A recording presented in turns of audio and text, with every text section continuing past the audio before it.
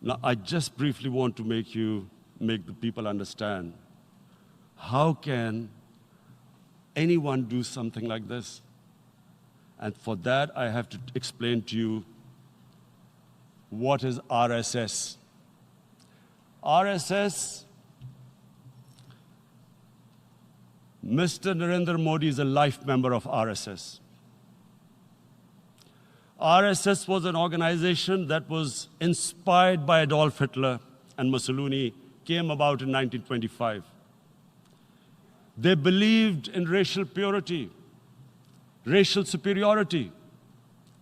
They also believed they were an Aryan race, like the Nazi believed they were an Aryan race. All that I'm saying can be verified. This is the time of information revolution. You can Google all this, what I'm saying.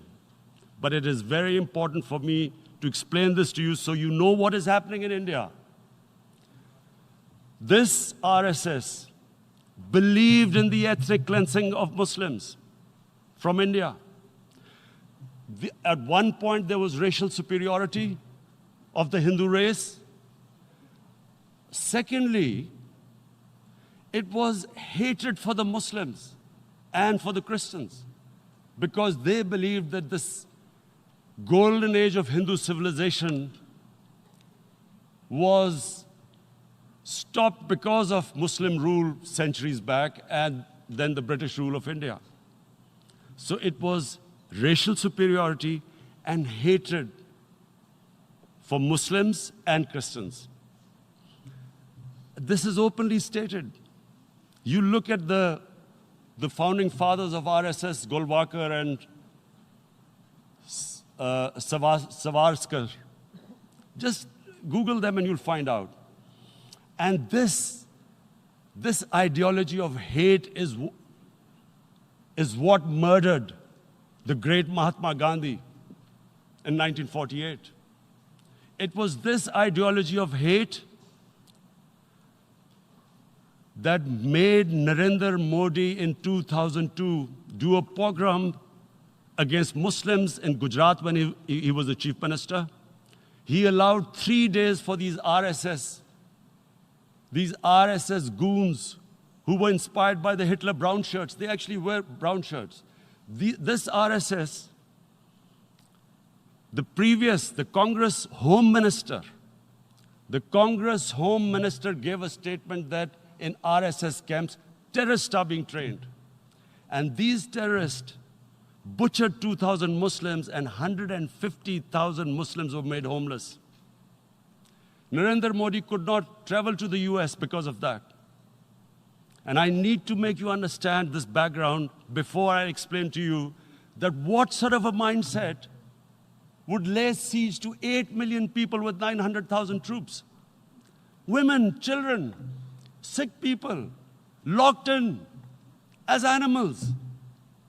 In fact, of what I know of England, if 8 million animals were locked in, the RSPCA would have made a lot of noise about it. These are human beings.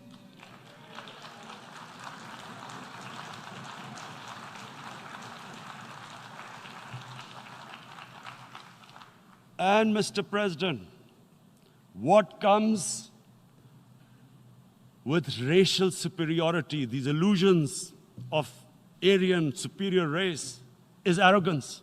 The two go together.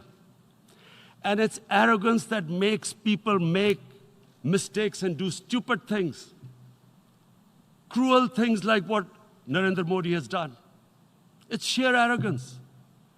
And it's arrogance that has blinded him from the fact that what is going to happen when the curfew is lifted? Has he thought about it? This hasn't been thought through. What is he going to do when he lifts the curfew? Does he think that people of Kashmir will quietly accept the status quo because India has changed the constitution and taken away the special status? They'll accept that? Mr. President, 100,000 Kashmiris have died in the past 30 years because they were denied the right given by the United Nations, the right for self-determination. 100,000 have died and 11,000 women have been raped. There are two United Nations human rights reports on this. The world hasn't done anything because India is a huge market, 1.2 billion people. Sadly, the material prevails over the human. But this has serious consequences. Again, I repeat, that's why I'm here. Look, what is going to happen when the curfew is lifted will be a bloodbath. The people will come out. There are 900,000 troops there. They haven't come to, as Narendra Modi says, he's done this for prosperity of Kashmir. This is supposed to be for the development. These 900,000 troops, what are they going to do when they come out? There'll be a bloodbath. Has he thought it through what happens then? Mr. President, has anyone thought that what happens when there is a bloodbath? What do you think the impact will have on people of Kashmir?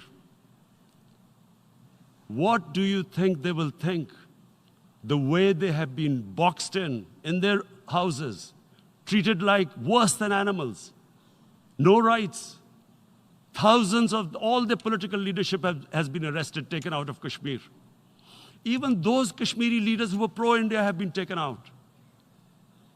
13,000 boys have been picked up and taken to God knows which destinations.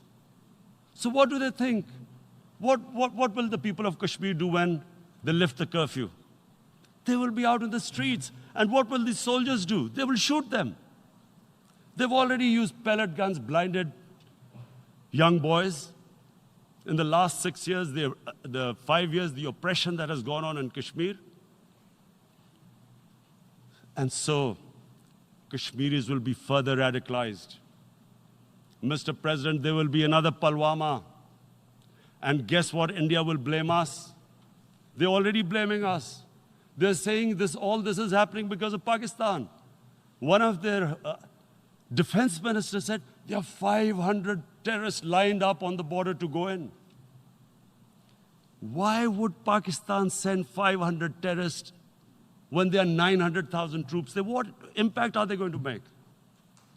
What will they do? And don't we know that the moment there is some terrorist attack, all that will happen is there'll be further cruelty and oppression of the people of Kashmir.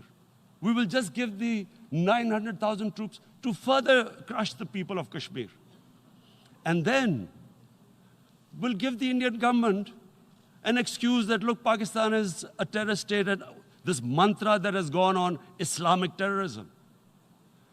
The moment you use this catchword, Islamic terrorism, the whole world turns away. No one talks about human rights. You can do whatever you want, which is what has happened in Kashmir, because they keep using this word, Islamic terrorism. And this is what they're doing right now. What do we benefit from further increasing the cruelty on the people of Kashmir?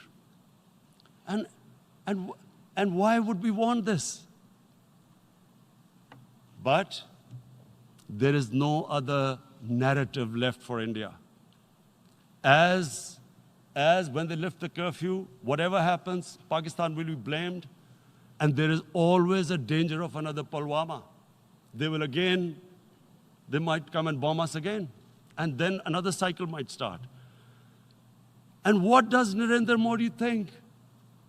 That 180 million Muslims of India are thinking right now. Aren't they watching these Kashmiris stuck inside for 55 days they've been stuck in? Aren't they watching? What do you think? Don't you think that the Muslims will be radicalized in India? And I'm talking about 180 million people. And when they get radicalized, there will be some incident in India somewhere down the line. Again, we will be blamed. And I'm warning you right now, again, we will be blamed.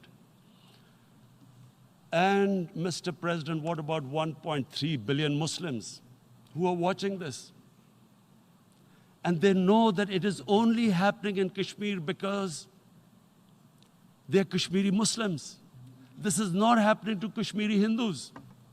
They know that this is happening because of their religion. So what do you think they will be thinking? What do you think the Jewish community would think if there were, forget 8 million, 8,000 Jews stuck like this? What do you think Europeans would think? What do we think? I mean, any human community, if their members are stuck like that, what do you think they will think? Are we a children of a lesser God? Is it not going to cause us pain? And then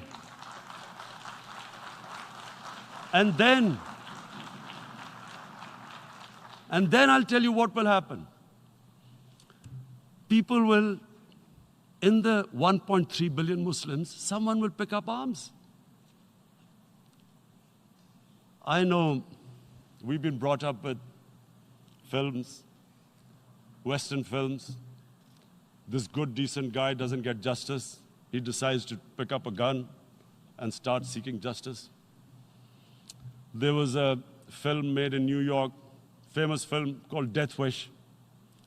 This guy gets mugged by and his family, his wife gets killed or something. He can't get justice. He picks up a gun and he goes around shooting muggers. And the whole cinema cheers him on. So what do you think the Muslims are thinking right now? If there is a bloodbath, there will be Muslims becoming radicals, not because of Islam, but because of what they will see, that there's no justice when it comes to Muslims. There were Rohingya Muslims, Myanmar, who are, God knows, almost 1 million people out, ethnic cleansing. What was the response of the world community?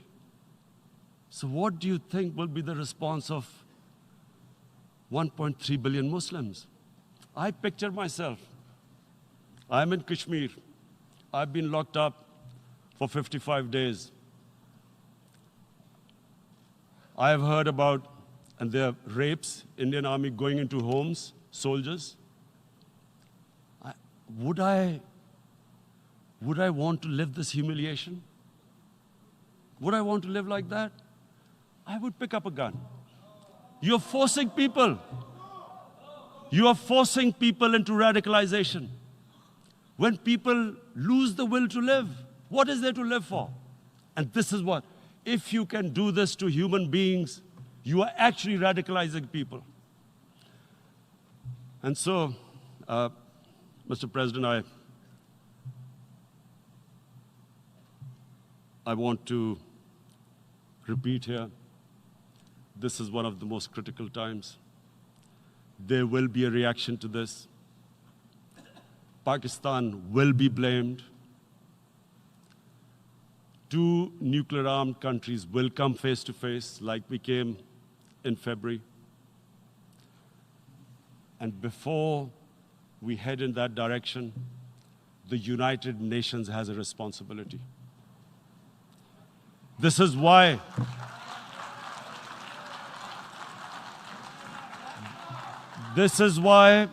the United Nations came into being in 1945. You were supposed to stop this happening.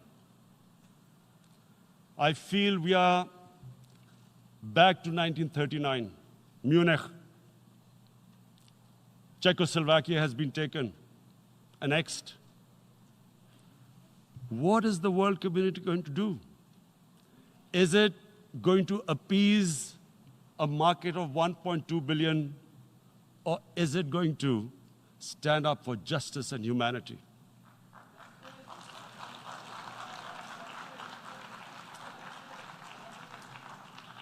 If this goes wrong, you hope for the best, but be prepared for the worst.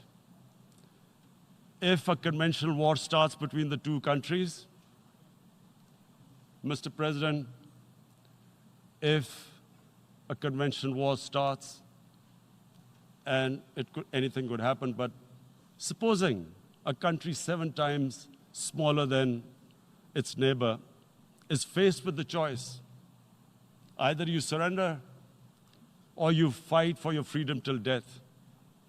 What will we do? I ask myself this question. And my belief is, La ilaha illallah, there is no God but one. And we will fight.